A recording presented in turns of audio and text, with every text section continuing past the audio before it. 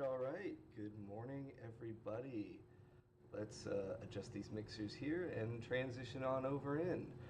Welcome. Thank you so much for being here for my first Friday forum. I am super, super excited for this. So am I. Thanks for having me. Yeah. So, Eugene, you are a futurist and a self-described metaverse evangelist. Why don't you tell us a little bit about that and how you got started in the space? Yeah, sure. So I refer to myself as a social media futurist, and that really stems because I started out as kind of a social media expert. I have a bachelor's degree in YouTube studies from Evergreen State, where I basically went to school to learn how to be an influencer and how to market social media effectively. And as soon as I realized that VR was going to be a thing years and years ago, I saved up for 3 months from my art directing job at a YouTube consulting agency that I was working at, and I moved into my parents' attic and I went full steam ahead into XR and Web3, and that was 8 years ago. And so I've been on this path of hyping up XR, so that's virtual reality, augmented reality, mixed reality, for 8 years now.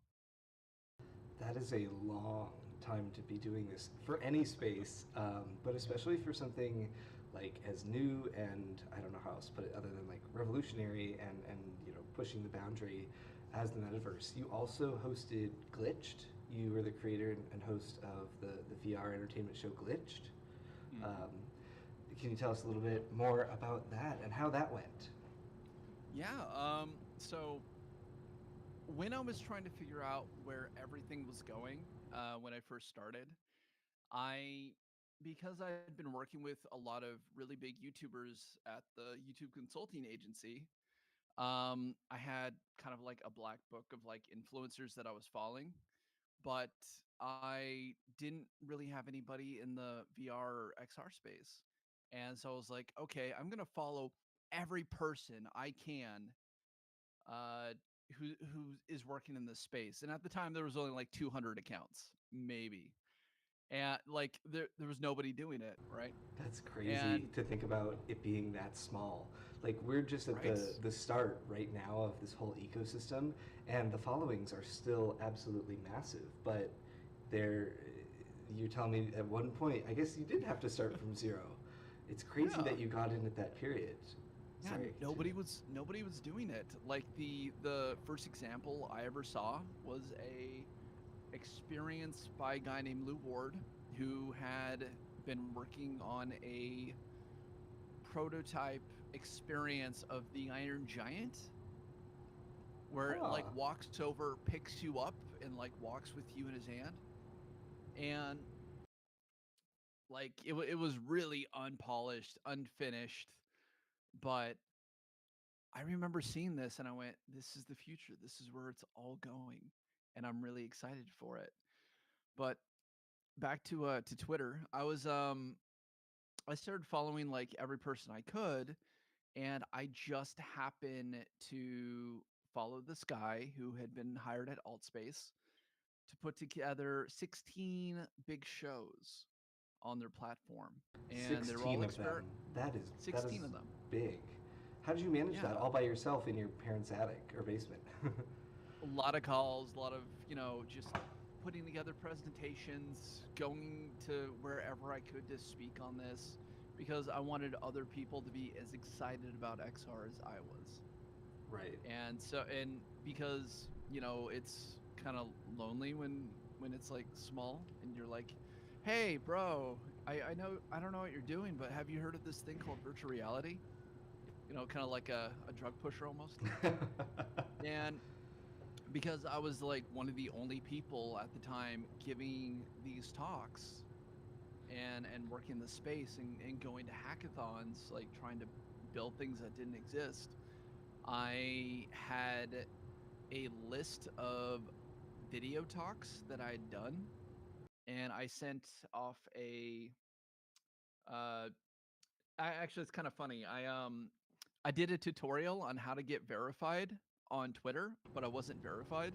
Oh my And goodness. in the process of doing it, I sent everything off, and I knew how to do it because I had a background in social media. And I sent it off in the tutorial, and they approved it, and they verified my account.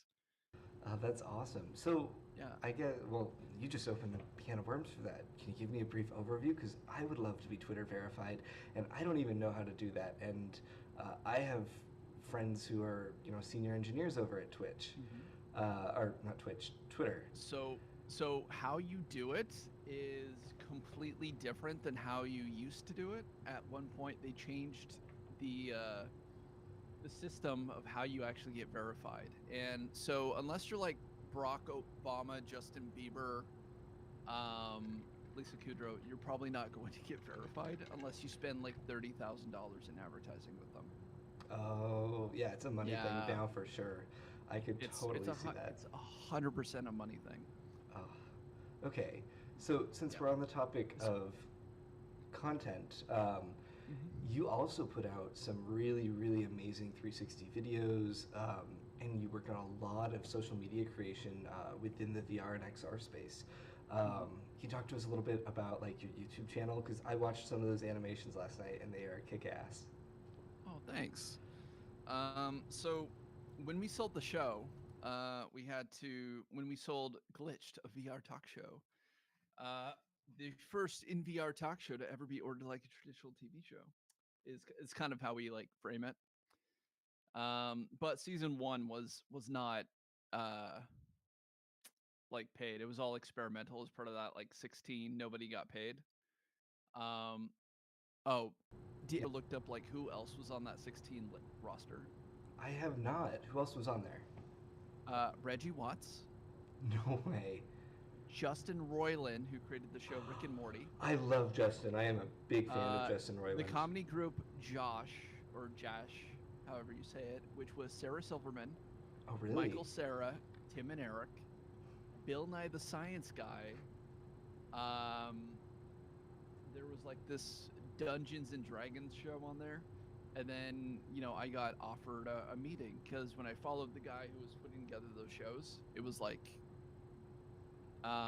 he was like, "Oh, you have a check mark and a small following, and you actually work in XR, kind of. Mm-hmm. Let's have a meeting." And it was kind of like a huge opportunity, and I was like, "Yeah, let's take this meeting."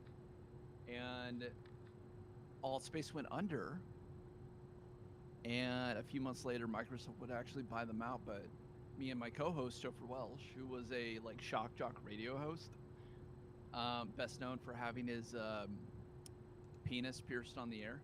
Oh, dear Lord, really? Yeah, yeah, he got a Prince Albert on the air Holy on cow. public radio. That is Yeah. crazy. And then I was like, this guy is my this guy is now my co-host. I got a very educational tone to me, and he's like, "Oh my god, I'm so weird and crazy all the time." Oh, I love that. That is awesome. So really good mix, right? Definitely. So yeah, so when Allspace went under, we were like, okay, what do we do now with the show? And then High Fidelity reached out and was like, hey, we really love your show, which kind of meant to us they couldn't afford anybody else on that roster, even though it's like backed by Linden Labs, and they probably could have dropped $1 million on Right. professional shows, right? Yeah, they could have done fuck all with what they wanted to do. Oh yeah, but so they reached out and they're like, hey, can you bring your show to our platform? And we were like, they were plug and play with you guys. We need 60 days of just development and design time Hmm. to make it work. And we would have to fly down to like Beverly Hills and get photogrammetry scans of our bodies so we could be us in the show. Oh, that's crazy. I noticed that when I watched some reruns of Glitch, I was like, oh, they went full on, kind of like almost mocap, and they did the whole body scan and stuff. I was expecting you Mhm. guys to do like fun, crazy stuff for Glitch like you do nowadays, where people are like, they've got their whole furry VR thing, and like they go on Omegle or they do whatever, and they do the really fun costumes. I thought it was really interesting because, like you said, you had this really crazy co-host, but um, you guys, in the way that you did it, brought a lot of professionalism, and it was really, really cool to see. I was expecting more of like you know, what we see today in modern content of like VR big, chat. yeah, yeah, exactly, flamboyantness. I guess you could say. Um, No, no, we wanted to create a space that professional influencers could be involved in and a platform for experts in this field to have a stage that weren't getting one. kind of like this in that like developers do not always get a stage. The people behind the scenes like you that are creating stuff like this, unless we go out and we start pushing a massive following or follow your book, well, actually your press release, I was reading there's another book on your website about growing your social media following, which I thought was really really Mhm. cool that we hadn't touched on um, before. So you also recently you're not just putting out this metaverse content. You are also putting out some really cool traditional content as well. You put out a book. I did put out a book. I wrote a kid's book called All the Things You Can Do in the Metaverse. And I wrote it specifically for the children in the book. Jaden and Selena, they're my girlfriend's niece and nephew, and they're like 4 and 5. I love that. And Uncle Gene loves you. So I wanted a book that could explain to them what I'm doing, but do it in a way that a 4 and 5 year old who didn't actually speak 100% English could kind of like visually see and have some sort of understanding of what I'm actually doing. Right. And also, it was really hard to find a book with Asian representation on the subject. And I was like, screw it, I'll do it myself. Yeah, I love that you brought up Asian representation and representation in this space because regardless of the people watching on Twitter, YouTube, or Twitch, and whoever's audience they come from, is I feel like this part of tech, this segment, especially Web3 as we call it, is really underrepresentative of um, the global consciousness of who's actually involved. We have people of color from all over the world.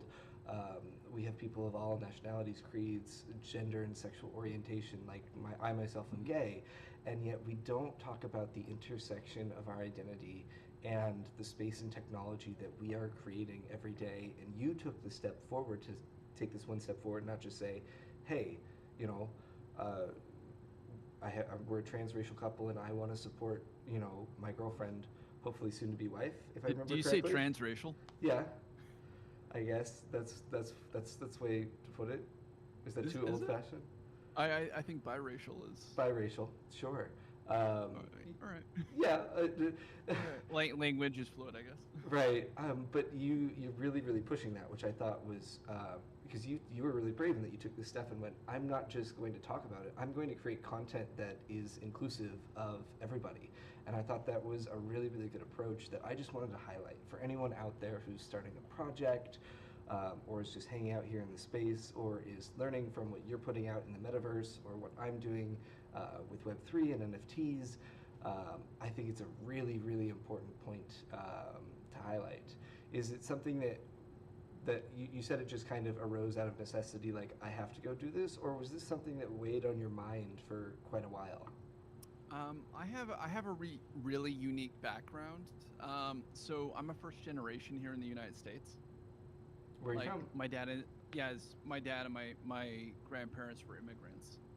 My mom, on the other hand, has been here since forever, and I grew up on the Tulalip Indian Reservation, and I Oh went to wow. native schools until I got to high school. Oh wow. That's really So cool. I went to schools when I was younger with where everybody did not look like me, even though the mass majority of the United States does, right?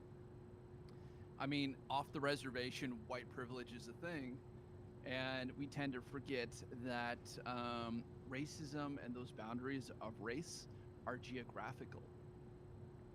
Huh. Yeah. Yeah. So like when we talk about things like white privilege, that only stems in areas where white people are the majority, or there has have been such a level of colonization that there is a ruling class in power that just happen to have that skin tone, right? But if you go to, say, the middle of China, you're not going to have that same foundational support. Or if you go to, like, say, North Africa, you're not going to get that same foundational support, Right, right? absolutely. And that's something that's really interesting because a large portion of the projects, at least from my perspective with NFTs and Web3, in that segment of it is I get a lot of projects from people in developing nations and countries who are leveraging all this new technology to not just create wealth, but create generational wealth for themselves and their families, which is really, really cool. Um, and I see that with VR as well, in that there's a whole new modicum and environment of content creation, which is opening the door for so many people. As someone, who knows the pain of an expensive VR system, do you Mhm. have any concerns that VR is going to continue to be a high-end, expensive, high barrier to entry kind of niche creator market, or do you think it's going to open up more and more going forward? There's a reason why I make 360 animated films on YouTube, because everybody has access to I love that. That's awesome. it. Yeah, no, like, so one of my earliest, like, thought leader moments was I was on the Twitch's Twitch stage live. So I was on the Twitch's Twitch channel. Oh, that's cool. Um, on at Comic Con, and I'm there with Topher Welsh, Barnacules Nerdgasm, Adrian Ladelia from the show Insomnia, Hmm. and this guy who was working at one of the startups I was involved with, named Andrew Mestes. And the guy was like, "Hey, do you ever think it's going to, like, take off? How are people going to have access? Like, how do you get virtual reality at the, like, bare bones level to the masses?" And I went, "YouTube has 360 video. They have over a billion users. That's a billion people who have access to the content right now. They just need a smartphone with a gimbal in it, right?" Absolutely. Yeah. I love that. That's awesome. It's the perfect way. It's the perfect indie platform to really get it out there and to, um, you know, really push what you're doing and bring new people into um, the space. And I know one thing about the space that has driven us both crazy, and I wrote it up here because we touched on this the other day, is the metaverse is not VR, and VR is not Web3. Um, 100%. right? In the same way that we say Google it, um, a search engine, the internet is not Google. The internet is not Facebook. The metaverse is just like how Google owns a lot of specific properties. The metaverse is Facebook owning a bunch of specific properties and products within the VR technology industry. Mhm. And VR is not Web3 specifically because Web3 continues to be all about blockchain based technology. And since you are the resident expert about the metaverse and VR, what do you mean it's not based on blockchain technology? How is it not Web3? So when we talk about the metaverse, we're actually talking about the third generation of the internet and the entire technology stack that fits within that category. Um, so, like, Web 1 was kind of, static web pages and email, right? Yeah, and personal web hosting, stuff like Yeah, yeah. Topple and Uh, what, 91 through 2004, something like that. yeah, yeah. So it kind of went ARPANET, where it was privatized and it's, scientific back, or it's college and governance, right? We went Web 1, which is static pages, hosting, email, and that's basically it. Like, at the time, you couldn't load a video on it, right? Right, right. Or at least not, or at least not very well. It was It was like a struggle. 12 frames. It was 12 frames, and it was like 480p, right? Web 2 gave us the real rise of social media, right? So that's Google, or that's like that's Facebook, that's Twitter, that's uh, MySpace, Yeah, you can't that's forget MySpace. Come can't forget on. MySpace, Friendster, up and down, Oh right? yeah, I love Friendster. Yeah. The only comparable platform in Web 1 was like GeoCities, right? Right. Yeah, dude, Yeah. you're pulling them out of the weeds there. I Well, totally forgot. I write articles on this all the time. So now we're going into Web 3 or the metaverse, and the metaverse is just a buzzword for how we describe Web 3. Right. And Web 3 isn't just like blockchain technology, it's that, but it's also NFTs, it's XR, it's holoportation, it's telepresence, it's all these newer technologies that we've been kind of working on for the last 20 years that are really becoming into standard use cases. And that's where we get it. And when we say metaverse, it's just like humans have this really interesting uh, thing where we like to give labels to things that don't really need it. Right. Yeah. So even with like humans, right? We're like, yeah, Gen X, millennials, Oh. Gen Z, right? Yeah. Um, I mean, when you're in the center of that long time span, I mean, it looks very different to the center of like something else. But when you get to the edge, you it's not like, oh, Yeah. you were born last year, totally different personality. Like that's not a thing. It Yeah. takes time I'm to develop. I'm a tail end of millennial or like of the oldest. Uh, what is it?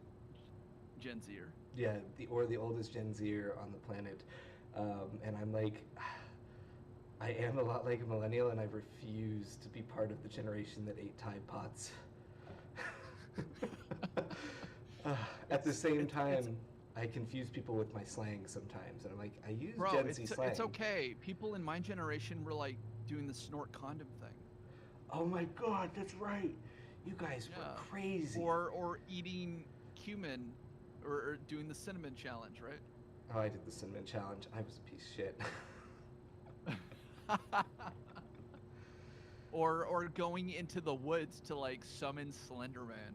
Oh, I remember that. That was a whole generation of the internet right there. You just Right. captured an entire mood of like 3 years of the internet in one sentence right there. Oh man, it's yeah, I mean there's this running joke where like millennials are like, "We're going to kill you like do it." Let's like Oh, I would love to see the uh generations go to war. My, I saw a tweet. It's one of my favorite ones. It's like a Gen Z will throw a tear gas canister back at a cop. Um, gender is fluid, and a couple is up to 12 people. Yet they have a panic attack and anxiety when they have to call their doctor to schedule an appointment. And I'm like, that perfectly describes this generation, and it's perfect. yeah, but then you also have millennials who are like human shield. Yeah, the Yeah. the apathy really got to them. Yeah. um, It it's I mean on the same point, these are all like stereotypes. I like to think that we're all a little bit better than that. We just happen to see like the worst cases, and then that kind of becomes like excuse me, the generalization of mhm. that generation. Oh yeah, no, for sure. Yeah. We definitely take things to extremes, which is not always fun. Speaking of extremes, um, terrible transition. I love doing crappy ones like that. Speaking of transitions, let's talk about smart. Segue. Let's do smart contracts and the fact that you are apparently part of some real metaverse integrated blockchain projects. So these are actual projects that can be considered Web3 that are on the blockchain Mm. and leverage VR XR technology. Um, and that's kind of why we're here. We're bridging the gap between these two sides that everyone says are the same thing when we are clearly totally two different things. Um, so why don't you tell us a little bit about those couple projects you've got going on? Yeah. So as of last night, I signed the contract to work with Chronic Cats to build their version 1 Metaversity, which is a educational platform inside of a VR space, and we'll be getting ready to release more information about that very soon. And then so it's um, there's one part where it's they're an NFT project, and there's another part where it's virtual reality, and to get access to that VR space, you have to own like the blockchain asset, right? Right, right. And it's not there's no like validation system. They're gonna have to do it all manually, but that's so you're kind of like starting to bridge that gap, right? Oh no, absolutely. Um, yeah. And then I am on the board for Jaws NFT, which after seeing the numbers a couple days ago, their founder whitelist was 20,000 people deep, Holy cow. and I believe I saw an updated number this morning of it being over 100,000 applications. That is insane. Yeah, and the great thing about Jaws NFT is the money from minting actually goes to buy miners to go mine BTC. Oh So wow. so you're actually going to make your money back after like a 2 year span, 2 to 3 year span, and you continue to make money as long as the miner is available. Well, that's really, really And cool. yeah, so a part of the funding for that project is going into something called Shark Island, Okay. and that's actually where my expertise are coming into play. Shark Island is their exclusive island or VR island, where to get access to the island, you need to own the NFT. Okay. That's really, Yeah, really cool. Um, and with the price tag of the Jaws NFT, it'll actually give us the funding to be able to build it properly, oh, and that's absolutely. that's really been like the pain point. Yeah, that is one of the hardest things that I wanted to highlight with you, especially, is like fundraising, getting into this space. I don't care if you're doing metaverse, VR, XR, Web3, even Web2 stuff. Um, Hmm. the the funding is always going to be a pain point. It is always going to be a difficult thing, and what you can supplement instead of money is labor, time, and love. You talked about how you set up these projects and you started with a community, you built a community, and you lifted yourself up. Rising tide lifts all boats. But how did you get that tide to rise? It wasn't just money; it was hard work, and that we totally understand that this space is moving really, really quickly, and it can feel like you're falling behind constantly. And if you don't, and you have this pressure to perform, and when you have this pressure to perform, things either get really expensive really quickly, or the project turns out like crap. And so my advice would be to slow down, take your time. Um, Maybe you want to talk a little bit about how you have managed the trade-off between spending and raising capital for something and deciding I'm going to do it myself, especially being a creator, and how you go through this whole process of creating these 360 videos and digital content. Where's your trade-off between, all right, I'm going to go do a graphic designer for this, and F it, I'm going to spend 5 hours today, you know, in an Adobe suite doing something. So I build my 360 projects because I love it.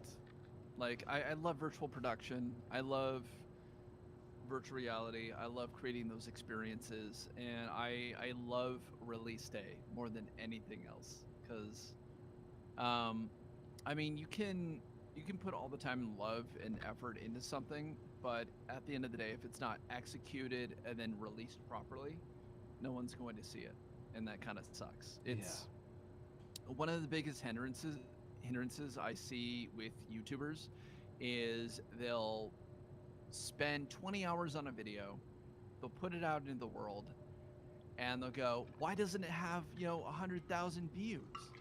Where are my views?"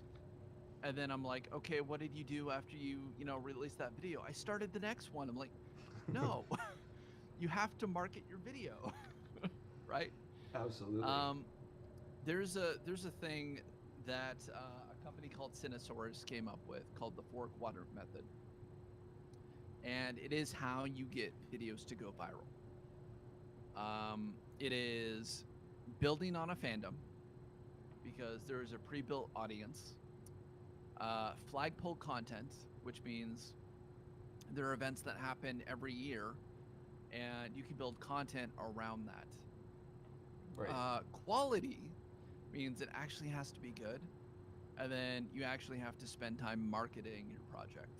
So that's and like you mentioned earlier, I have a free ebook on my website called "So You Want to Get Serious About Social Media," Mm-hmm.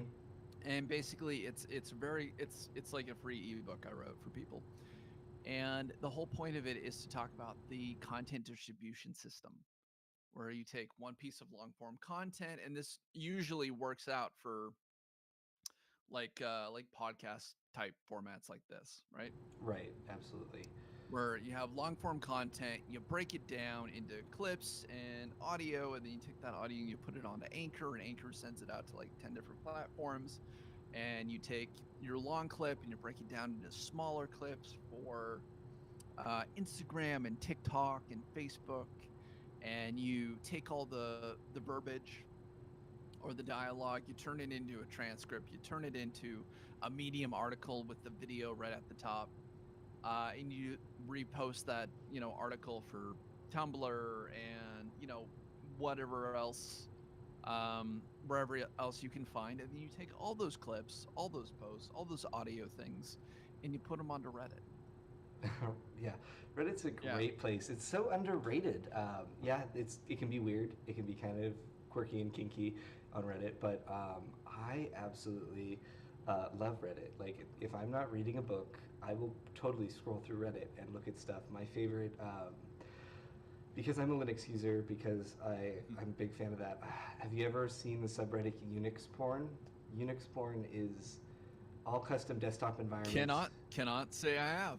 It is gorgeous. It's all custom desktop environments, custom like layouts. Like, if you want a truly customized PC, you should see what these people are doing in this subreddit. It is absolutely um, gorgeous. Is Uh, it Linux porn or Linux prawn? um, it's Unix, actually. Oh, Unix. Yeah, um, absolutely.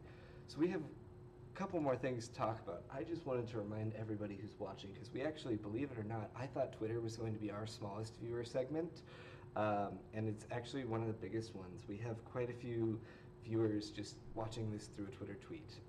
Yeah, Twitter tweet. And I just wanted to let everybody know we will accept questions, comments, concerns, telling me, I'm ugly and my mother dresses me funny. That's all fine. Just tweet at me or Eugene using the hashtag Friday Forum, and we will see it, and we will definitely bring it up and talk about it. So we also didn't touch on, did we mention CoMotion Labs yet? Did we talk about that yet? We did not. So The CoMotion CoMotion Labs. Lab, the CoMotion Labs is was a VR AR incubator created by the University of Washington, and they actually have several branches. And I, when I was first starting out, I won a hackathon with a team, and we created our own VR social platform in like 48 hours, and we won like an award for it. And right after the award, I went back into my day job as an art director, and the guy who owned Press Play was actually a Keller Williams real estate agent. And because of that, and Press Play had one of the offices in the building with all these real estate agents. A lot of our clients just wanted like house tour videos and that sort of thing, or needed help with marketing. And Right. real estate agents are notoriously cheap, so I don't think that was a good idea. Oh my God. Yeah. but but I'd been there for a year and a half after college, um, just kind of going back and forth and taking care of projects. And every couple weeks they had this meeting, like all team, all hand meeting. So and Keller Williams is really made up of a bunch of smaller companies that just all occupy the same space. And every week I would get invited to this meeting, and I would sit there and I'd listen to people talk about like what they had accomplished. We're having the best year ever, that sort of thing. Very like real estate agent mentality. Yeah, man. And Oh. and so people would be like, my kid just had a kid, so I'm a grandmother. Or like, I just bought a second house for, as a rental property. All these really cool things. And I finally, for the first time ever, I get up and I say, I joined a hackathon team this weekend and we won best use of new technology. Like that was the award. That's a great And feeling, the I room bet. went silent, and someone went, "What did you do? Hack the NSA?" And the whole room broke out laughing. And I realized at that moment I was the smartest person in the room. And it's disheartening, to say the It, least. A little irksome too, in that I, you clearly have a college degree in these fields. mhm. My training and background is in nuclear physics, um, and so it's really interesting because like within our respective fields, for example, since I'm in web dev, people like Theo and Alex, who created TRPC, and some of the other people on my Twitter who I will shout out, amazing. By the way, quick shill here. Today's stream is powered by Ping, which is a Theo product. T3.gg on Twitter. Um, Theo Brown is an amazing developer, and he has built this streaming platform that has allowed us this kind of real-time, low latency, high definition video chat quality all through the browser, and we directly can embed the video outputs into our streams, which is absolutely amazing. It has cut down. But that being said, like, you realize that you were the smartest person in the room, and like to me, people like Alex, people like Theo, what they're creating are really excited, and they're like mini celebrities to other developers. But you walk into a room with the accolade of,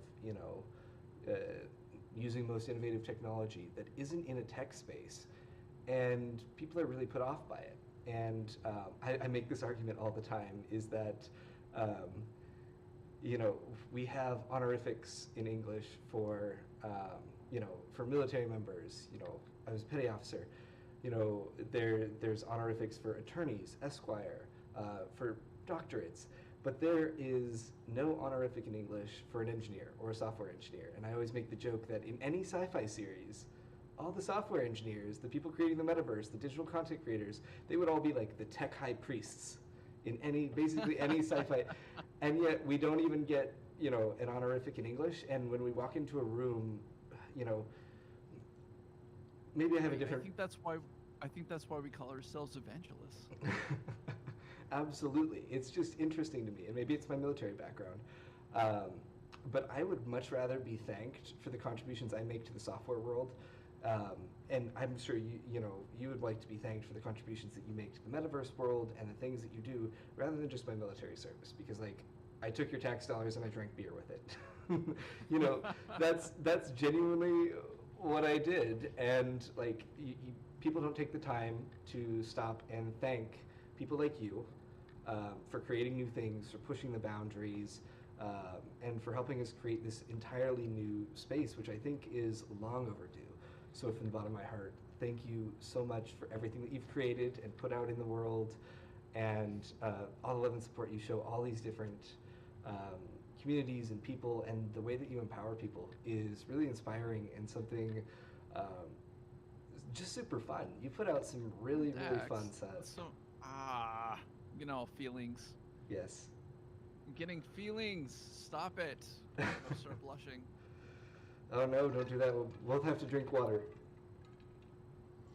Are you drinking water? No, Is that hell what no. you're drinking? I am drinking Gamer Sups. I am 100% drinking Guacamole Gamer Fart 9000 by the Russian Badger. 100%. That is what I am drinking. I am not ashamed. I'm doing 50-50. I'm doing water, and then I'm doing Rain energy drink, because 0 calories, 0 sugar. I really think these energy drink companies are completely missing their mark when it comes to advertising. Do you know how many software engineers and developers are out there that also overlap with gaming? Like, if they just nudged a little bit more towards the software engineers, a little bit more towards the digital creators, not just the gamers, like, they could make so much money.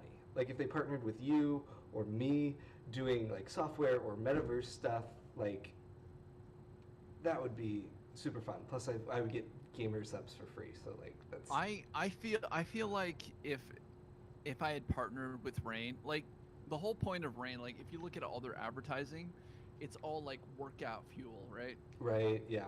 But I drink it when I'm doing like deadlines and I'm like, you know, Oh, trying absolutely. to trying to get everything done for the day that I have to get done so I can, go to sleep and get up and go do it all over again.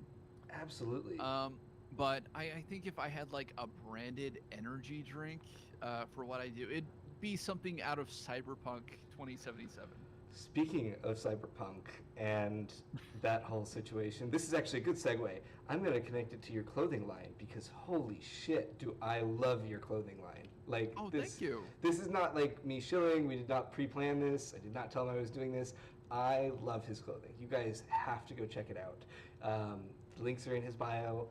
Um, they're the coolest things ever, and they're way more affordable than Machine 56.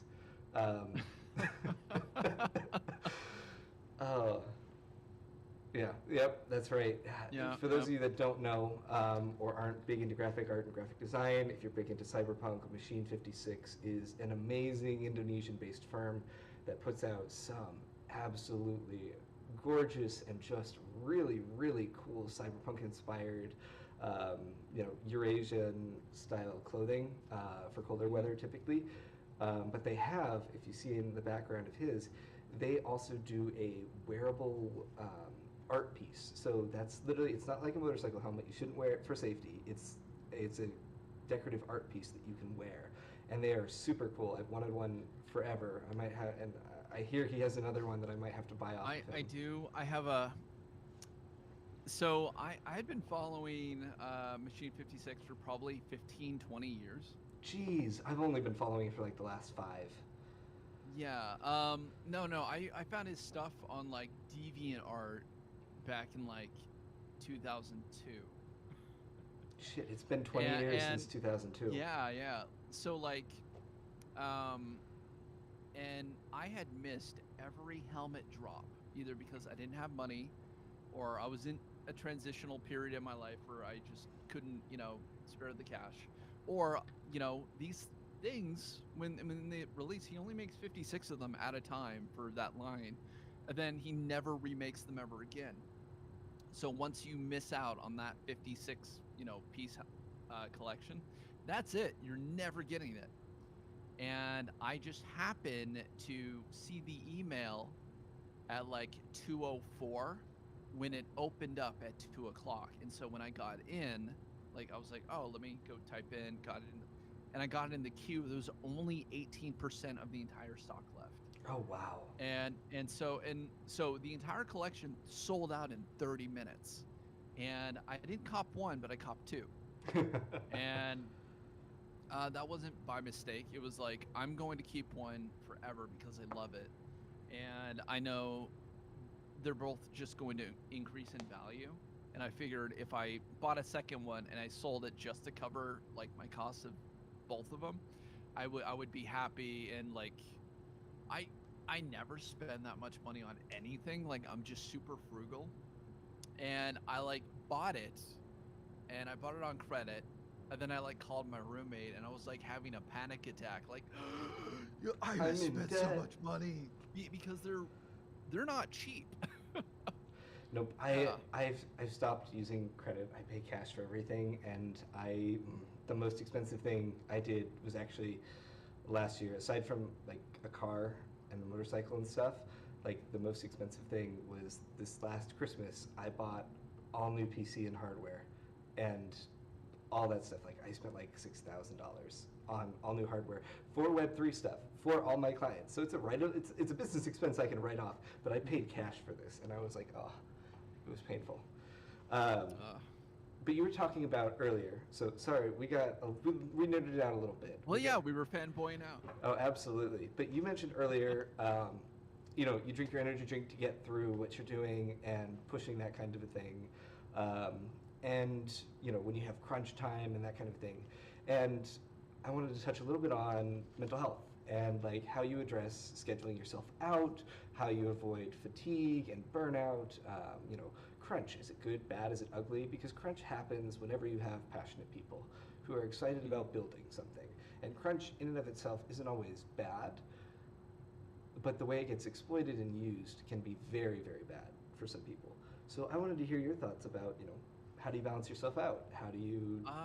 So so when we talk about this subject, we do have to preference that everybody's wired differently.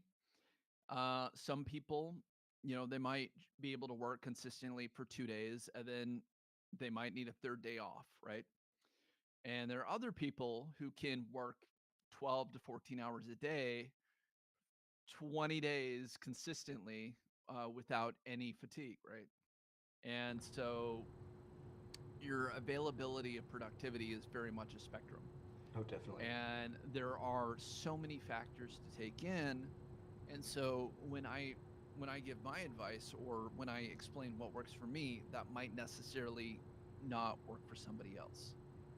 And so I think it's really good to like mention that straight up front. Um, so there's kind of two parts of my how my brain is wired. Like I have an IQ of 162. Nice. Yeah. I had it tested when I was a kid with a neurobiofeedback therapist who spoke 52 languages fluently. I just had a heart Like, attack because like, someone in chat just like, said the stream like. has been muted this whole time. Did you really? Nope, it hasn't. It was their PC, but they gave me a freaking heart attack. Ugh. Don't do that, chat. Don't do that, chat. I've had that. I've had that happen to me. Luckily, this whole thing has been recorded and it's being stored in its full 4K glory on my external drive, so I can repost it later. But I will say, as far as like layout and quality and camera and audio, this has been one of the best streams I've ever been a part of. I'm so glad, and I am a tiny Yeah, creator, and I'm beta testing software. Yeah, it's like you, and then I was on the Drunken Peasants podcast for a 12-hour stint when they were doing their New Year's 24-hour streamathon. Mm-hmm. And I was just sick the whole time, and like you can see me progressively getting sicker throughout the throughout the show. You know what it is though? You know why the stream is so nice is because I put on makeup today. That's why. Oh, I did my hair. I don't normally do it. Just throw on a hat and call it good. But anyway, so I was saying like I have a really high IQ, but I have auditory dyslexia. So I kind of process things in three-dimensional space. So I have terrible spelling, right? And I'm pretty sure I've sent emails to people where they see it and like, oh, this guy's probably illiterate. Absolutely. But Thank you for the follow. But also I have chronic depression. Oh. And so I'm sad all the time. And luckily, both my parents are doctors. My mom is a neurofeedback therapist with a background as a RN for kidney dialysis. And my dad is probably the smartest guy I've ever met in my life. He has dual PhDs in chemistry, and he's an MD. So he is a MD, a naturopathic physician, and a RN. Geez, that's Right. I love people with PhDs. They are so much fun to talk to. I have a good friend who has more PhDs than I can count, or husband of a good friend who's got more PhDs than I can count, and they're optoelectrical payload engineer with a focus on quantum field theory and how light actually moves, and it's like conversations from politics to quantum chromodynamics are like the most interesting things. And you've got to be raised in that kind of environment. Well, I got to be raised in that environment as like that's what my core family is. Hmm. But you also have to understand my dad was gone for a good chunk of my childhood because he was in med school, and that is so labor intensive.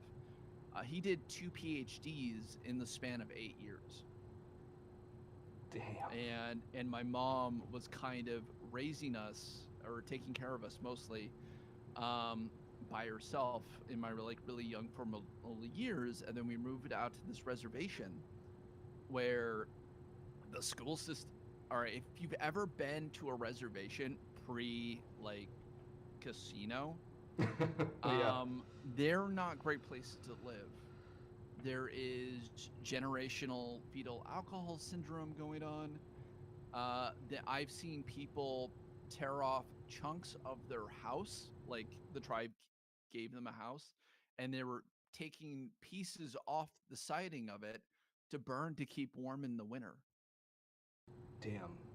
Like reservations are not are typically not fun places. They Like the you government really fucked up when it came to that. Is they like, here's your yeah, land back, but then they left them to their own devices, and yeah.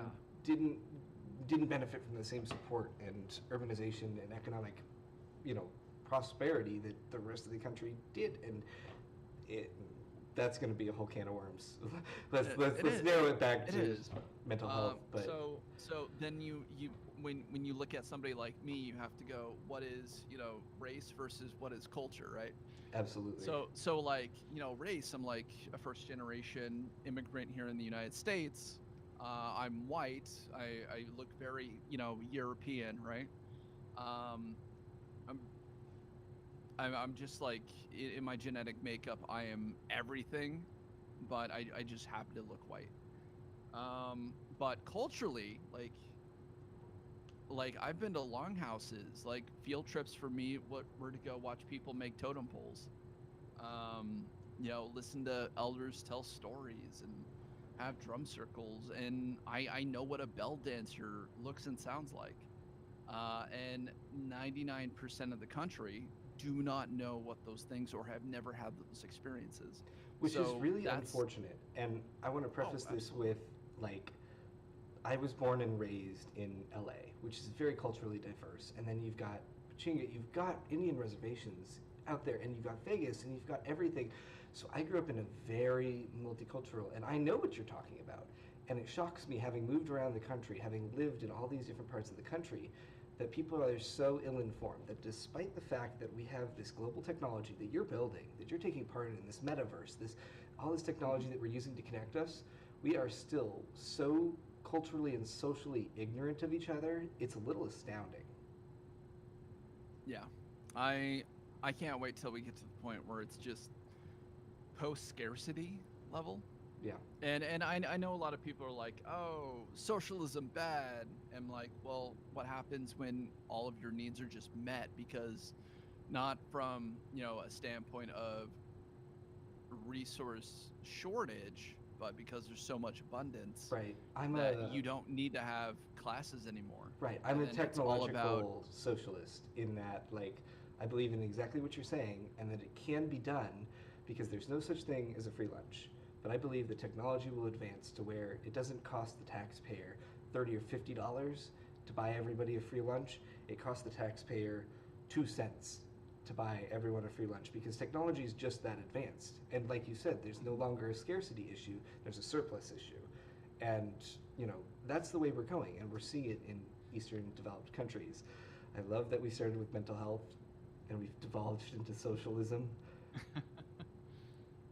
One more I mean, time. I'm yeah, what's so we're 53 minutes in, right? Yep. Yeah. Okay. 1 hour, 3 minutes. Okay. Yeah. Um, How long do you want to go for? um, as long as we're able to talk. I was hoping we'd get at least one or two tweets at us with questions. And once we had questions rolling in, we'd roll into the questions and close out. Um, but I just wanted to hit the mental health thing and how you did your scheduling Sure. because Yeah. that's. Yeah. So I realized we got ADD, right? Yeah. Oh no, that's Uh, another thing we can talk about is you're differently mentally able, And Mhm. just because you're differently mentally able and you have these advantages, being someone with ADHD, like it was gnarly. Like my pediatric neurologist used to prescribe me like 70 milligrams of Adderall. Like as a tiny kid, she got in so much trouble. Um, right? And it was bad. So the one thing I wanted to touch on this point is we're differently mentally able, but that doesn't mean it's Mhm. not a disability. The U.S. has registered ADHD as a mental health disability, and I have trouble accomplishing tasks throughout my day, and people with ADHD have problems getting hired, have problems maintaining jobs. So it's very nice that everyone's like, "Oh, ADHD is cool now. You can do crazy things." At the same time, yes, but now you're making light of the fact that it is a serious disability that affects our ability to get things done throughout the day. Yeah. Um, so, like I was saying earlier, both my parents were in the medical field, and I remember getting so depressed, like so sad, that one day at work, I just wanted to like curl up under my desk and just cry. Like I didn't do it, but that's like how I felt. And I called my dad. I was like, "Hey, man, you need to. I need some help. I'm sad all the time. I'm having trouble focusing, or I'm focusing too much, and then other things are lacking because I it's a regulatory issue of dopamine keeping concentration, right?" Mm-hmm. And he went, "Okay, meet me at the drug food store." So we went to Super Supplements, and he bought me probably $200 worth of vitamins, minerals, brain enhancers, nootropics, everything that my brain was probably lacking that it needed. And since getting those doses in my system and maintaining proper usage of those things, my life has been so much better. And I mean, depression is just, a chemical imbalance in your brain that is hyper triggered based on situations around you, right? Mm-hmm. And so, as long as you're able to identify what's happening, so you can either deal with it, eliminate it, or figure out some road of recovery, and then have the proper things in your system to help balance that chemical imbalance out, you'll be better off. And again, everybody is wired differently. That's how I dealt with it. And maybe going to go see a naturopathic physician, or a I mean, psychiatrist, I guess they work, talk about your feelings. that's I not am a that's not big where fan I of would go. therapy. I am Are a you? massive fan of therapy. Oh, I think therapy is the best thing in the world. Like, and it's the easiest part of maintenance. Like, we talk about this mental health thing, and um, I love Rick and Morty actually really touched on it in that they had the whole therapy episode with Pickle Rick, and she ends it with like talking about how therapy, mental health is maintenance, and some people are fine doing maintenance, like brushing our teeth, wiping our ass, and some people are just so busy and hate it so much they'd rather die than do it. And that, like, but to me, therapy is like the easiest thing. I get to pay some money and sit and have someone listen to my problems for an hour a week. Like, and they get to offer constructive solutions and help me recognize and improve who I am as a human being. Like, fuck yeah, I will do that even when things are going good, just for the fact that it's maintenance. And in the same way that you're using, your supplements and just because you're feeling good doesn't mean you can stop taking those. Doesn't mean you can Hmm. stop doing it. So I, I think therapy would be the most boring thing in the world to me. right, and that's what I said. Some Like, people would yeah, rather. yeah. I'm definitely on the like. I need the grand adventure all the time. I need to go travel and be on stages and party with rock stars, No, right? that's me too. But like, that's my thing about it is, would you rather do all that and then 3 months be completely crashed and depressed, or, um, you know, would you rather spend the 1 hour a week and get it all done in a small time frame and that's it? Like that's how I see it. Is like this is going to be the least amount of time investment for the most payoff, so that I can get back to doing what I love to do. Um, and so I kind of, I take my medicine on that one. I see what you did there. Absolutely. Holy cow, I'm getting a whole bunch of tweets and replies, but it looks like they're all saying they're scams and spam replies here on Twitter. Don't you Oh, are just love they that? go promote your thing on Art Universe or whatever? That's, yeah, yep, absolutely. Okay. Being a social media influencer and being someone who literally wrote an ebook on the topic of social media promotion, what are your thoughts on this whole pay for views, pay for an account to shill your project or whatever you're doing? Because I personally, I hate it. I think my tech stack will speak for itself, and I would rather pay for Twitter exposure and on people directly to me and my personality and my project than have it be like shilled out by some other account. But that's just me. What do you think the value trade-off is for I that? think people go to social media influencers to promote the wrong thing Okay. most of the time. So like they'll be like raids, Shadow Legends, and like I have a cooking show. Like, what does this have to do with me? Oh dear lord. Yeah, no, and I see a lot of that. Or it's, hey, I want a lot of followers. I'm going to pay people on Twitter, but the average lifespan of a tweet is 15 minutes. Really? I didn't know that. Yeah, it's only like 15 minutes. So I should continue to retweet the space? People keep retweeting the So space, which is nice. yeah, you should retweet the space. You should, use hashtags that relate to it. You should like tweeting out one tweet. Single tweet should be repeated probably like 6, maybe 7, 8 times to equal to like one Instagram post. Damn. And then probably 5 Instagram posts equal like one YouTube video. Really? Yeah. That's a really interesting metric. How did you come up with that? It, observation.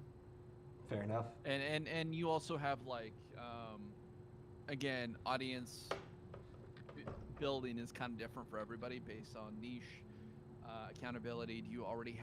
Are you already an expert in that field, that sort of thing, right? Absolutely. So yeah, so I can tweet all day long about a project, and I'll get 200 300 people liking it or retweeting or whatever. hmm If I do one 360 video in a year, it'll have 1 million views. Which is the beauty of YouTube, is like it's ongoing content and ongoing onboarding into like your ecosystem, your streams, your content, which is really, really powerful. Um, what are your thoughts on TikTok then? I love TikTok. Really? I wish I had. Yeah. So TikTok is just like the new kid on the block, and it's the winner of being the new kid on the block, right? Right. Um, so when we talk about social media platforms, there's this thing called the social media life cycle, hmm which check this out. I'm writing a presentation right now, so I had to like break it down I love that. for a slide, and I wanted to have it like properly. So in the social media life cycle, you basically have 4 stages. You have the startup stage, where you will either go to stage number 2, or you'll die out because it wasn't a good idea, right? hmm When you get to the second stage, that's the seed stage, where it's like, oh hey, I'm onboarding people, that's growth, that's we're starting to build a foundation. Hopefully we have enough runway to get to the next stage, and if we do, I mean that's the seed stage. We can take investment. That's stage number 2, right? Right. And if you don't burn out or go under, if you don't, get bought out for competition's sake, you're probably fine, and you'll get to, stage number 3. And stage number 3 I call growth, and that is you're actually, maintaining a foundational use of users to run advertisements to get people onboarded to actually want to use your product. Right. And from there, what will happen is you will either get to, the 4th stage, which is called too big to fail. hmm or you will get bought out, or it'll come out that you just did not have good balance sheets, and people who invest in your company will shut it down. Right. And on stage number 4, one of two things are going to happen. You are going to start buying smaller companies or startups, right? Yep. Or you hit critical mass where you can't onboard people anymore, and then people start leaving your platform because the platform has aged up, Right. and no kid likes to be on the same platform their grandmother is on. Yeah, no, absolutely not. And that's one of the hardest things as a creator is like you have to really pick your battles and where you want to invest and you know invest your time, money, and effort into. Hmm. Um, what do you find helps make that determination? Um, because I come from the other side of that. Like I come from the software side of like I talk to, I am friends with the people who build these platforms like Twitter, like Twitch, like YouTube. And I get it from an engineering perspective, and like that, how you mentioned like growth, and you're a startup, or and that's a very familiar ecosystem to me. Um, when we talk about that stuff, it's not something people are super, familiar with. Do you think it's valuable for people to learn and know about that kind of stuff, especially getting into Uh, an NFT or metaverse space? yeah, 100%.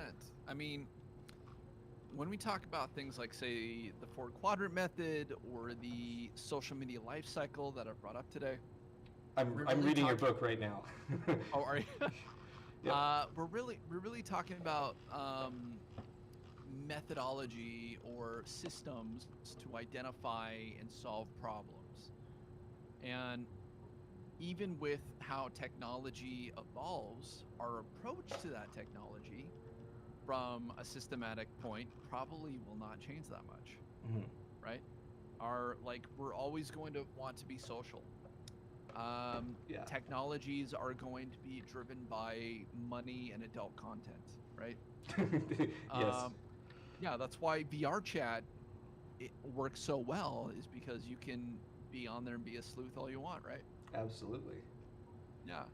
And because you're a cartoon and it's in virtual reality, people are like, "Oh, that's weird," but I guess it'll be a thing, right? Hey. And Yeah. that's what draws the popularity of it. So the more you can concretely absorb these ideas, the better you can use them in your own projects, and the further along you can get. Okay. So, right, and picking out that content, I'm on page 7, and I find it really interesting that you've put out this ranking system for the amount of content that you put out and how it affects your growth. Um, so I have a personal question then for myself, Sure. as someone who is a developer who like cannot spend the primary amount of their time creating content, and also cannot spend a significant amount of money on, you know, um, editors and that kind of stuff. Um, how do I balance out writing the software and promoting it? Like I could put out tweets, I could put out that kind of stuff all the time, but like Theo has So built. Go ahead. Sorry about that. I was going to say, with that, excuse me. With that, that's why startups have teams, and usually, and like most people are like, yeah, you need a CEO, you need a CFO, you need you know, an engineer or two to like build stuff. But having a marketing person that knows social media is so invaluable to startups today, Absolutely. and Okay. that's usually overlooked. Yeah, so I can't really be a one man show, and I think that's why Theo's been so successful. Is he can slap ping on anybody's stream that's like using his product, and he only needs to stream, 1 day a week to continue his growth, and he's on Twitter um, all the time. Um, Reading through this, I was curious. What is your take on Twitter and the most effective strategies? Should you just be tweeting out vomit all the time, or thoughtful content, the structure? What do you see better, like the people that put out articles and then attach them to tweets and do ancillary content, or just the people who are like McNasty, who's a fart poop and they get 100 million likes? Um, I think tribes are really important in that. You have to find your tribe, and Hmm. unfortunately, shock personalities usually amass really big audiences, right? Right. And that's because people find that entertaining. If when I tweet, I'm going to get a mix of people who are really into NFTs and XR, and then people who are really into the YouTube culture, right? Oh, absolutely. And Yeah, that's something I that need we've to make a overlooked. video a week. I need to have a live stream Hmm. every Thursday and Friday. I need to make sure that I take time to schedule all my tweets for a month, just in Oh, case something absolutely. happens. Right. And I think that's something that we don't touch on enough. And it's something that people don't know about in the mainstream consciousness, even in NFTs and other niche cultures, is as creators and even as developers, we take so many lessons from what the YouTube community had to build up, their monetization policies, ad revenue, how they talk about promoting stuff, community management, especially when it comes to community projects, metaverse projects, NFT projects. There are so many lessons that can be taken from the YouTube creator community that people have failed, like how to structure a Discord properly, you know, all that kind of stuff. Those lessons aren't ported in, and there's no. It's funny because there's no degree in community management for online communities specifically necessarily, and at the same time, there's no end all be all guide on it either. It's a skill that you should totally be putting on your resume, but it's Hmm. not a recognized skill, which is really, really unfortunate. Um, would you say that if you had a budget, what would be more valuable? A Discord community manager you ported in from some big YouTube creator, or a social media manager you ported in from a big YouTube creator? Um, Budget wise, you have to so pick one. I would say a social media manager because whatever I'm paying them, I'm probably charging more, and my time is more valuable than what I'm paying them.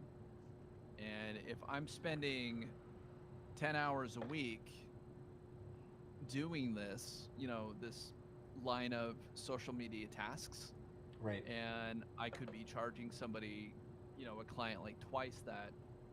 Um, yeah, no, it's just a money issue at that point. Definitely. Oh no, Yeah, absolutely. And it comes it's down just to money. utilizing my time as like a business owner. Right. Oh no, definitely. And since we're talking about business, revenue streams and where they come from and how you set those up to support not only your content and your personal projects, Hmm. but you personally, how do you go about establishing funding for, say, a new project? Let's say you wanted to do Glitched 2, you know, what, Oh man.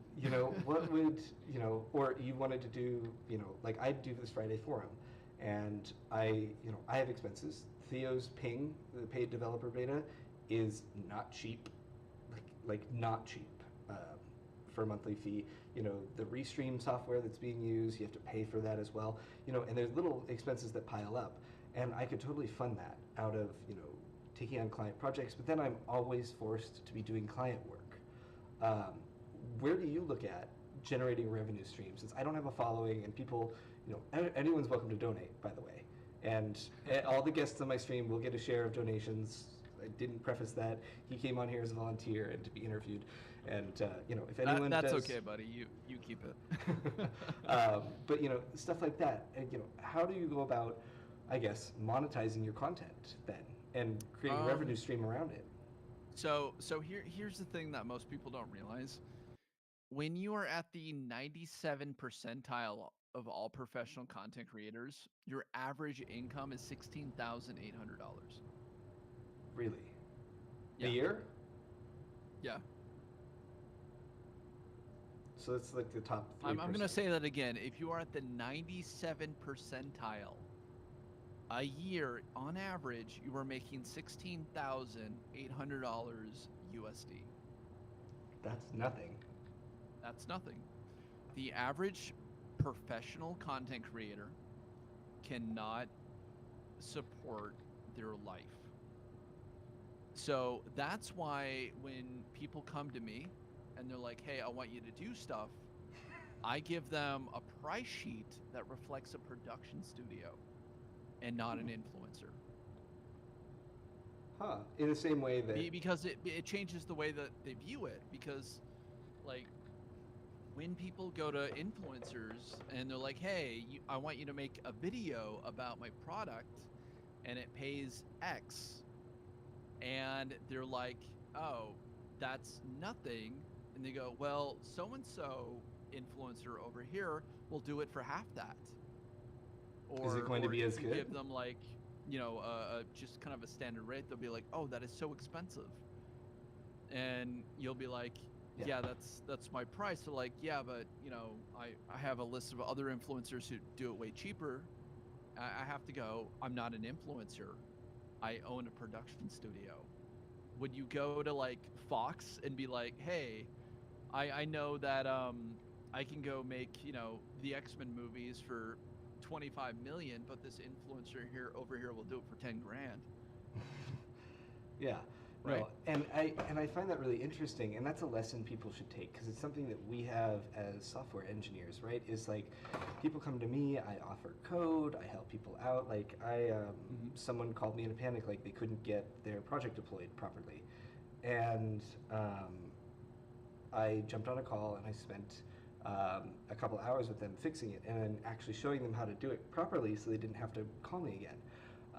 But a call like that, especially impromptu, is going to cost you, you know, half a grand to a grand. And I have to bill myself as a professional engineer, and I've gotten so busy that, code isn't cheap. I Yeah. saw your price sheet as well. I think you and I are pretty similar in price point. In like, I bill between 175 and $225 an hour, and I saw that one of your tiers was 200 bucks, um, like an hour, and it's something And that that's we, just for straight consulting, right? yeah, Giving advice. absolutely. If you're gonna do work, it's gonna be a retainer, Yeah, absolutely. and then if I go and say like I fly out to go do a show for a college or something and give a talk, I mean that's going to be closer to like 5 grand plus travel expenses. Oh no, absolutely. I totally, I'm And totally with you there. even at $200, I have business friends who are like business professionals going, "You're about $100 short." Yeah, sorry. Yeah, Yeah, for the level of advice I give. right. Absolutely. And so I guess I want to touch on then, in this space, like metaverse, small content creators. You mentioned what the median income was for the 97th percentile, and Yeah. and we have all these startup projects, and we talked a little bit earlier that you can sacrifice cost for time if you take it slower, right?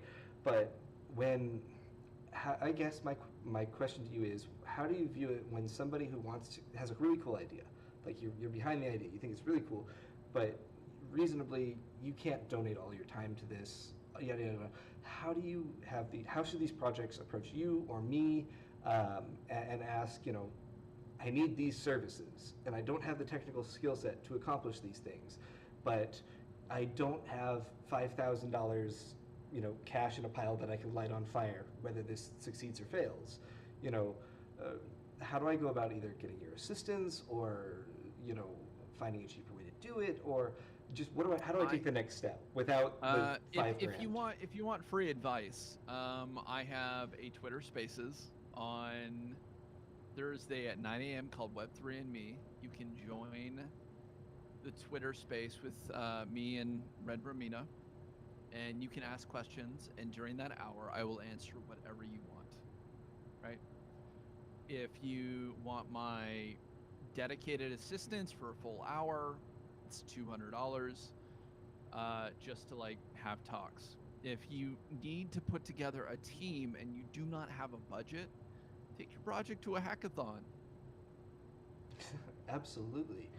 I didn't even think of doing it that way. Now, find people who are there to join a project, people who are actively looking to be a part of something, and shill your idea there. And if there's enough interest, you can get a team, and hopefully, you can build an MVP in a weekend or a prototype, and that might be a business later on.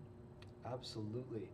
Um, and once you've structured that business, it's really important, and I can't highlight this enough, that when money starts coming in, and you genuinely have to pay people and start distributing the wealth that you are generating, you need an attorney. You need a business plan. You need an attorney. And I don't know about you, but I have this rule is if a project can't send me a technical doc that is clearly defined and well written or a business plan, I can't take a meeting with them. That's good. Because I don't know what you're trying to do, trying to accomplish. If you want me to build it with you, I will help you build it, but I will be a paid consult with a retainer up front. And you can leverage my resources for a business manager, an attorney, that kind of a thing. But, I can't just donate my time. If it's not my project, I can't donate my time to it. Do you have any projects that you were like given an opportunity to join, but were like, I can't do it right now, and you have like buyer's remorse on that or anything like that? Not one. So that just goes to show people that even though you think good judge of character, right? And also it goes to show people that like if you try to sell your project as, oh, well, you're missing out. This other developer, this other content creator, this other consultant, this other, Mr. Eugene, genius guy will do it for cheaper, and you're missing out on this project. Neither one of us has had buyer's remorse on missing out on a project like that. Just because you think you're hot shit doesn't always mean you're hot shit, and you don't need us to be successful. Let's preface that. Just because we are pretty good at what we do doesn't mean you can't go out and do it by yourself. And I want to encourage everybody to continue to go out and do it and make their dreams a reality. Is there anything in the news that you saw, just kind of quickly glancing over, because I know you do it on your Thursday space, you touch on the news. Was there anything that stuck out to you over the last couple days or since that space or since we last talked that was like, oh my God, I want to ask Dax about this, or I have this idea, or this thing, that last thing, but kind of before we wind down. Unfortunately, we didn't get any questions this week, but hopefully that'll be growth. And I wanted to thank you again for taking your time out and for making time to do this and just having fun and shooting the shit with me on stream. This is going to be a really powerful tool. This was one of my super rare free Friday mornings. Normally my Fridays are completely reserved for the girlfriend from morning to night. She had COVID for a little while, and so she's making up time at work. This is basically what's happening. Right. And so I just happened to be free when you asked. Right time, right place. Absolutely. And thank you again so much. But in terms of questions, not really. I mean, we spoke yesterday, right? Right. We had a fun time on yesterday. It's a blast. I'm glad we're friends now because this can be an awesome relationship, great friendship there. News. Was there any last minute news or things that stuck out to you? Because I know we were talking about, we got into it yesterday in the space too, which was kind of funny. About So I love use cases for virtual reality, and I think the Romanian cows is probably my new favorite story. Really? I haven't heard about the Romanian cows. Tell me about that. So there are these cows that are like in pens or pens, and they just can't always get out to the fields or the pastures because times a year, right? And what this farmer did is he ran this experiment where he put VR headsets on the cows to give them the visions of these lush green fields, and just these like much happier looking environments. And basically cows, they go through like milking cycles, right? And what the milking cycle for the cows difference was, it was 21.5 liters versus 27 liters. So there was an actual measurable difference. That's really interesting. There was. So if you were in VR, if you had a cow in VR, you had an average of 27 liters. Cows without the VR headsets, 21.5, which means when you're in VR and you're shown happy things, you're a happier person. But at the same time, the entire experiment was like, this kind of reminds me of the plot of The Matrix. Absolutely. And it's like that balance. If we could keep them happy what percentage of their visual field can we sell for ad space? I don't think cows are going to be buying much. um, I wanted to touch on really quick. This is crazy. LeBron James and Crypto.com just teamed up for a blockchain education initiative. That was not somebody I was expecting to get into this space. I disagree. I completely expect it. Really? Well, is there a creator that no. is there someone that stands out in your mind that it would be like if they got into crypto or metaverse, you'd be shocked? No. NFTs have been blowing up in kind of like weird ways to me. Like I always suspected blockchain technology would play a bigger role in Web3 than, but I didn't expect it to be this weird multi-generated art, collection for all these projects. Well, we can blame Daniel for that because Hashlips brought his generator out. I did not expect, my whole thing is making predictions and then being right in the long term, right? Mm-hmm. And this is one of the few Web3 things that I did not see. Really?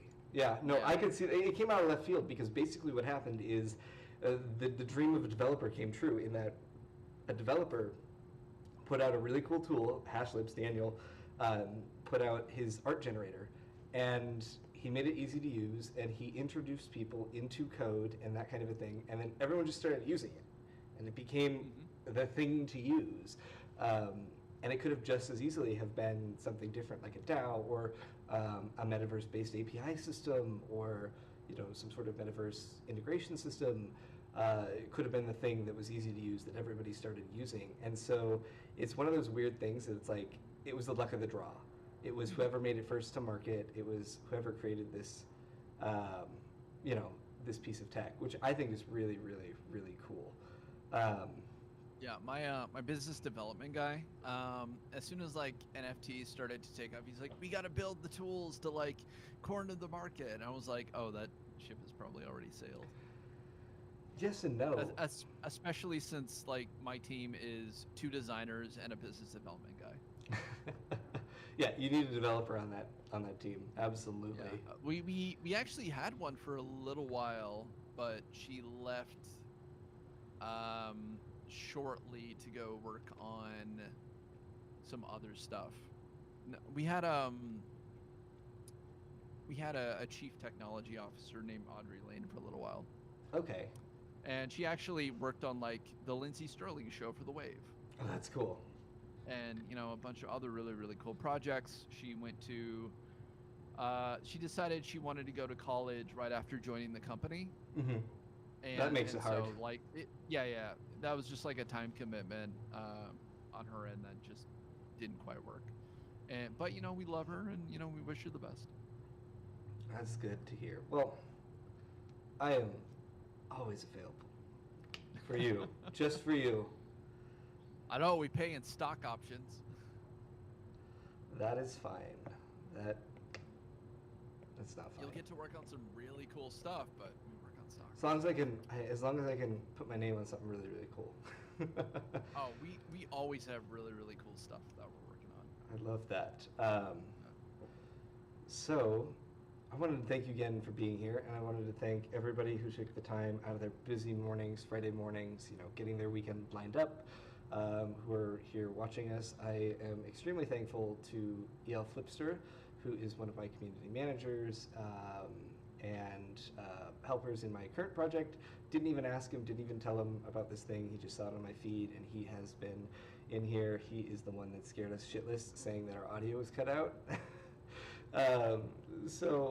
Thank you for being here. What a bad friend. I know, so terrible. Horrible. I'm just kidding. I love them. They are wonderful. Yes, hello. We got the emojis in the chat now. Absolutely. And I wanted to thank you so much for being here and taking your time to do this. And I am so thrilled that my first Friday forum, despite the fact we had a little bit of limited viewership, that I got to do it with someone as cool as yourself and with a following and to leverage that following. And so unabashedly, thank you for letting me leverage your following. My pleasure, Dax. Because you always want to be open and honest and clear and concise about that. We're in a media creation kind of environment. We're creating tools, both of us, for totally different fields that work together in really interesting ways. But I just want to be clear and upfront that thank you for not only developing a friendship with me, but letting me leverage your following and everything that we do here. And I hope we can do this again, maybe in a different capacity, in a different scope. And I look forward to working with you going forward in all sorts of different ways. And I can't wait to see where that takes us. The feelings are mutual. Absolutely. Any last minute thoughts, questions, concerns, or things you want to plug? It's your plug your stuff. It's your go for it. If you get a chance, check out Jaws NFT or Chronic Cats. Those are the two NFT projects that I actively support. If you want to get in touch with me, hightechinfluencer.com is the best way to read about me and my efforts and get the free ebook. And then if you have kids, all the things you can do in the metaverse. It's on Amazon for $12. Now that's a steal. $12. I would have. I mean, it's a 24-page, picture book. Oh, I love that. Are you gonna do a little metaverse mini experience with it at some point? Probably not. Do you want to see the inside of the book? I can I grab a copy. would love to see the book. Hold on. I would absolutely love to see the book.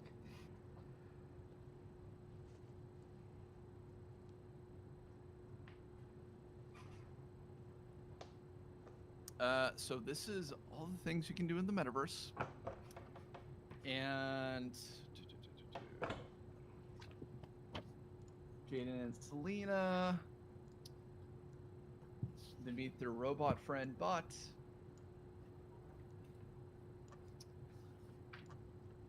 They go into the metaverse. Oh, that's really cool. Oh, I love the little bot. Yeah.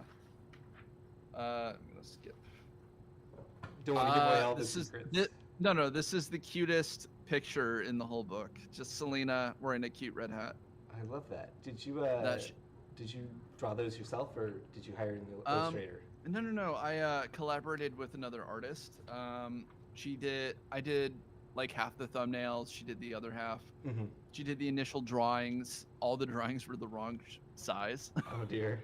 So I paid her, and then I had to redo all of her art. Oh no. And then there's us chilling, me and the kids. I love that. That's really, really cool. Yeah. And it definitely has that kids book feel. No, for sure. Yeah. Well, I'm excited. I'll have to pick up a copy. I have cousins, much younger cousins who would love that, and my aunt, and that. Oh yeah, I could totally pick up several copies of that for friends and family. I am super excited, and once again, super grateful that you could be here. Thank you, everyone who came by and supported this week and decided to just come and hang out with us. It has been a super fun, great time. So thank you, everyone, and have a great day. Peace, love, and plants. Bye.